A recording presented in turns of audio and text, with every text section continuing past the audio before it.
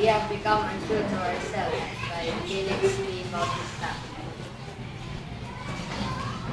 All the force and vigor of my command, I contend that we have relaxed our vigilance, that we have allowed ourselves to deteriorate.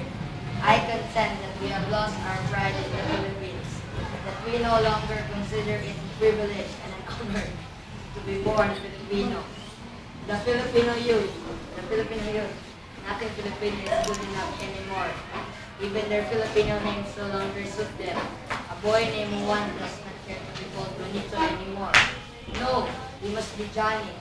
A girl named Virginia would get sour if she's nicknamed Biring or Binya. I know, she must be Bertie or Jeannie.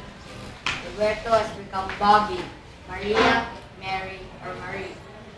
Because they have become so Americanized, because they look down on everything Filipino, they now regard with contempt all the things that our fathers and our father's father held dear.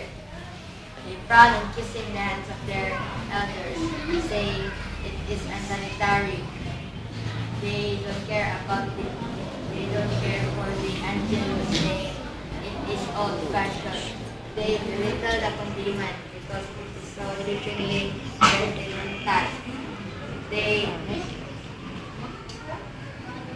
They are what they are today because their elders, their parents, and their teachers have allowed them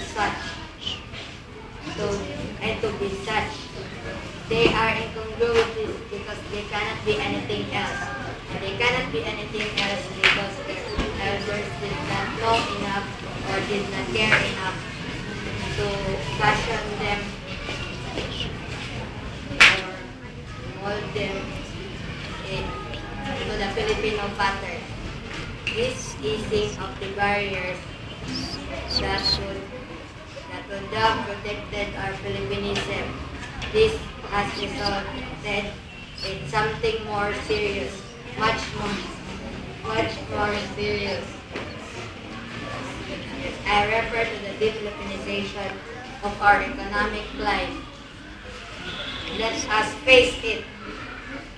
Economically speaking, we Filipinos have become strangers in our own country. And so today, we are witnesses to the spectacle of Philippines inhabited by Filipinos who do not act and talk like Filipinos. We are witnesses to the pathetic sight of a Philippines controlled and dominated and run by non-Filipinos. We have become untrue to ourselves. We have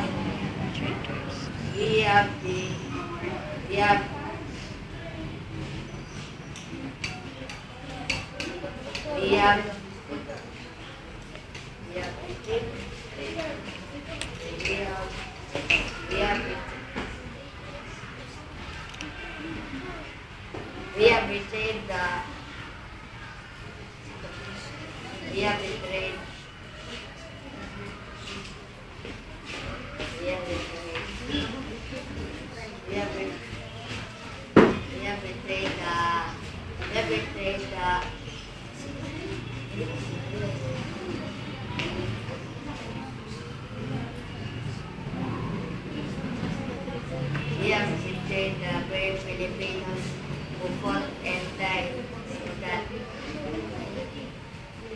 liberty might live in the Philippines. We have betrayed the trust that Rizal reposed on us. We are not true to the faith that energized Bonifacio, the faith that made Gregorio del Pilar cheerfully lay down his life at the Red Pass.